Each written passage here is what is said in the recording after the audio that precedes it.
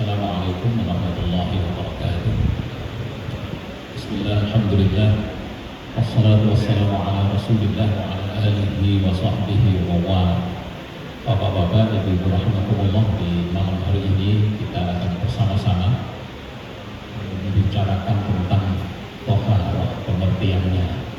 Toharah itu selalu di dalam kajian-kajian keagamaan ditempatkan di bab-bab Allah. Kitab-kitab yang ditulis oleh para ulama itu selalu diawali dengan toharah sebelum masuk ke peribadatan yang lain. Toharah didahulukan.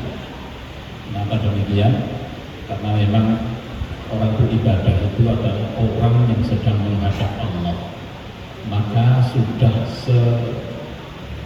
layaknya ketika menghadap Allah itu harus mempersiapkan diri dengan menjaga kebersihan. Toharah itu bermakna bersuci atau menjaga kebersihan. Menjaga kebersihan ini ada lahiriahnya dan juga ada yang bersifat batin. Secara lahiriah, Allah telah memberikan alat untuk kita bisa bersuci. Satu yang bisa dipakai untuk bersuci adalah air. Air ini pun dibagi menjadi beberapa air sebenarnya. Yang pertama, air yang bisa dipakai untuk bersuci itu jenisnya banyak. Ada air yang turun dari langit, ada air laut. Air laut itu meskipun asin, dia bisa dipakai untuk bersuci, bisa pakai wudhu, bisa dipakai untuk mencuci najis. Dan air laut asin itu tidak apa-apa.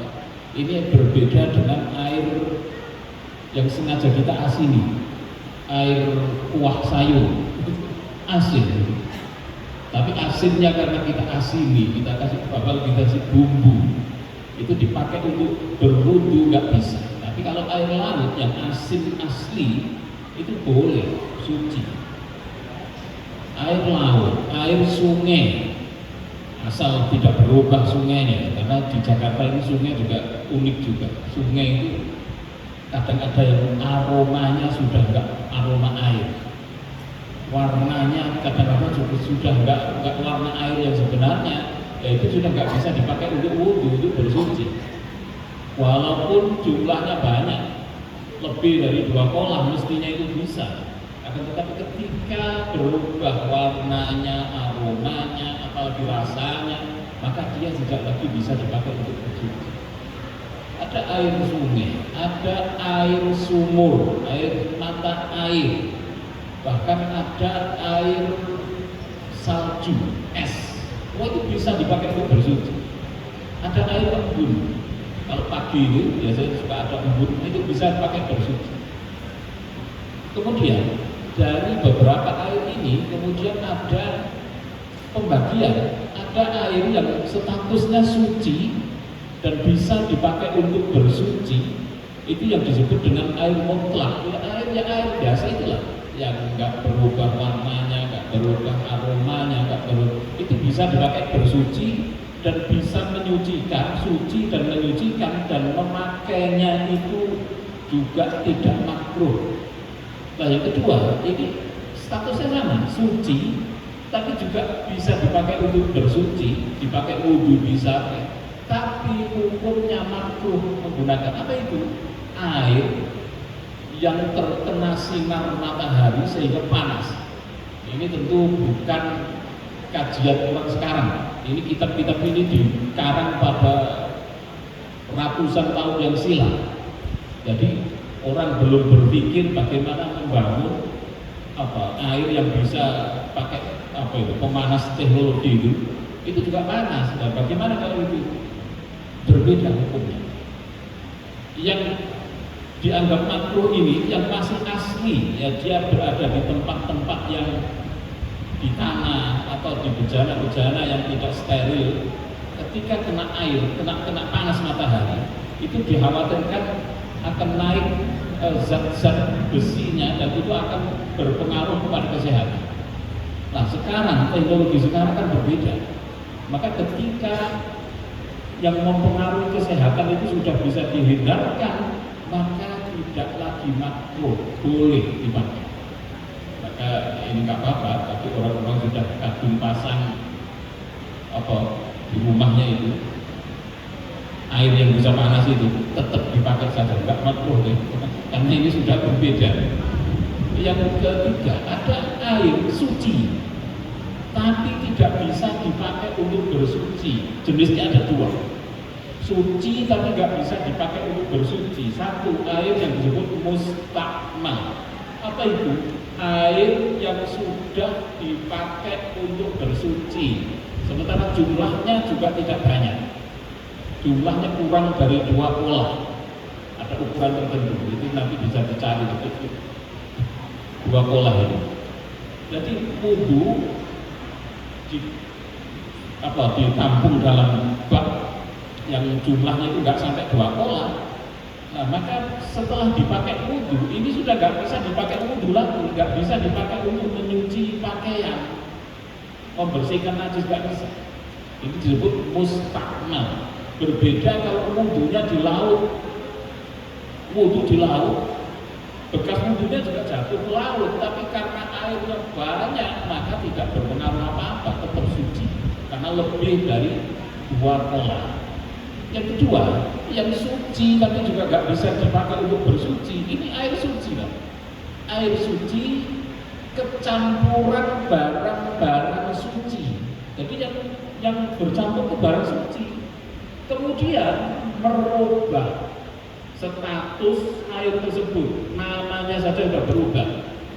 Air suci kecampuran daun teh di gelas jadi air teh, berubah nama, itu sudah nggak bisa dipakai wudu. Ya keterlaluan wudu pakai teh. Air kopi, air susu kecampuran barang suci, tapi tidak bisa dipakai bersuci karena apa? Barang yang bercampur itu merubah. Penyebutannya jadi berubah. Nah itu tentu kayak air kelapa itu tidak dihitung air Pak, itu ya nggak bisa wudu pakai air kelapa, itu nggak bisa karena statusnya bukan air itu. Kecuali air kelapa sudah dicampur dengan air, sudah nggak kelihatan, terus nggak campurannya itu nggak berubah, di aromanya tetap aroma air, rasanya pun air, ya itu tetap. Yang ketiga, yang keempat, air yang nggak bisa dipakai untuk bersuci karena dia najis. Apa itu? Air yang kejatuhan najis, sementara jumlah air tersebut kurang dari 2 kolah. 2 kolah itu ukuran 500 kg itu sekitar 250 1 meter persegi. Nah itu 1 meter ke kedalamannya kanan kiri itu pokoknya 1 meter persegi, volume 1 meter persegi itu 2 kolah. Nah, kalau lebih dari itu sudah lebih dari 2 kolah. Seandainya lebih dari itu, kejatuhan najis akan air ini tetap suci. Kalau lebih dari 2 kolah, asam tidak berubah. Dan kalau berubah jadi najis. Kita punya sumur galian dulu, terus kejatuhan bangkai ayam, bangkai apa? Kalau airnya tidak berubah, aromanya nggak berubah, ini tetap suci. Tapi kalau berubah, maka air itu menjadi najis juga, karena bangkai itu najis. Baik, itu alat untuk bersuci, itu air. Yang kedua, yang disuguhkan oleh Allah sebagai alat bersuci itu berupa tanah. Tanah itu bisa dipakai untuk bersuci. Tanah yang lembut, tanah yang kasar ya enggak, tanah yang lembut bersuci dengan apa? Dengan menggunakan tanah itu kita bisa tayamum, itu bersuci. Tayamum itu bersuci, mengganti wudu dan atau mengganti mandi, itu pakai tayamum bisa. Itu pakai tanah. Harus jelas kelihatan, barangnya itu kelihatan. Ini saya kira cukup mengkhawatirkan. Orang sekarang itu tayamum di pesawat, cukup di bangku-bangkunya. Loh, debunya dari mana? Nggak kelihatan sama sekali, dirasakan gitu juga nggak kelihatan. Alasannya, kalau kita lihat pakai mikroskop kelihatan. Ini pikiran yang aneh. Masa menggunakan alat untuk bersuci harus pakai mikroskop? Lah kalau semuanya harus pakai alat pembesar, Bapak sholat di sini ini nggak sah. Pasti karpet ini ada kotorannya, kotoran hewan-hewan, kan nggak kelihatan. Kalau dilihat pakai mikroskop juga kelihatan. Jadi begitu, nggak bisa. Jadi harus ainiyahnya itu kelihatan. Oh, ini debunya kelihatan. Nah itu saya kira.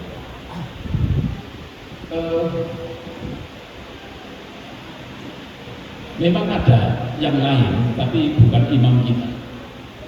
Api itu juga bagian dari alat yang bisa digunakan untuk bersuci. Tentu bukan untuk badan, tapi menyuci barang-barang yang kena najis.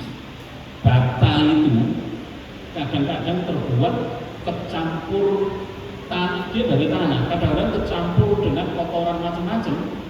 Nah, ini bagaimana hukumnya bata ini? Kadang-kadang dipakai untuk masjid batanya.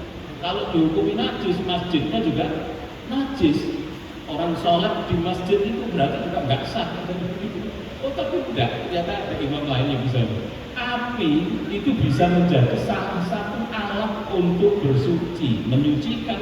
Jadi karena proses pembuatan bata itu pakai dibakar. Nah, ketika dibakar itu sudah sudah matang, itu sudah suci. Apa alasannya kok api bisa dipakai untuk bersuci? Orang-orang yang berdosa itu orang yang kotor, nanti akan disucikan oleh Allah dengan api dimasukkan neraka. Jadi dimasukkan neraka itu nggak disiksa Pak sebenarnya, cuma dicuci saja. Dicuci, nanti kalau sudah suci dimasukkan surga. Ada imam lain yang memasukkan api itu juga salah satu yang bisa menyucikan barang. Bapak Ibu rahimakumullah, kenapa kita harus bersuci seperti itu? Apa yang harus disucikan? Yang harus disucikan satu najis, itu kotoran-kotoran yang kelihatan. Yang kedua, kotoran yang nggak kelihatan, kotoran yang sifatnya maknawi. Apa itu hadas? Hadas kecil, hadas besar itu sudah kotoran, tapi nggak kelihatan, maknawi. Itu juga harus disucikan dengan disimbolkan dengan mandi besar kalau hadas besar, dengan wudu kalau hadas kecil atau tayamum penggantinya. Yang harus disucikan juga tempat untuk kita sholat, itu harus kita sucikan, suci dari najis, suci dari kotoran yang sifatnya maknawi. Dan yang ketiga, ini yang tidak kalah pentingnya tapi sering kita lupakan adalah suci dari kotoran batin. Hati kita itu harus disucikan. Sebenarnya orang wudu itu hanya simbol saja, membersihkan yang kelihatan, tapi harus dimaknai saya sedang membersihkan hatiku, sombongku, dosaku, suka merendahkan orang, dan itu juga harus dihilangkan. Ketika berkumur-kumur, orang wudu berkumur-kumur, sebenarnya dia sedang membersihkan lisannya dari suka ngomong yang gak benar dan seterusnya. Itu juga termasuk yang diperintahkan oleh Allah, sehingga Allah sampai menyatakan di dalam Al-Quran, innallaha yuhibbut tawwabina wa yuhibbul mutatahhirin. Allah itu mencintai orang-orang yang bertaubat. Taubat itu adalah menyucikan batinnya, wa yuhibbul mutatahhirin, dan mencintai orang-orang yang senantiasa bersuci. Mari kita jadikan ini media untuk kita menghadap Allah dengan membersihkan diri kita, lahir maupun batin, sehingga takbir kita, rukuk kita, sujud kita kepada Allah benar-benar punya makna. Terima kasih. Wallahu muwaffiq ila aqwamit thoriq. Assalamualaikum warahmatullahi wabarakatuh.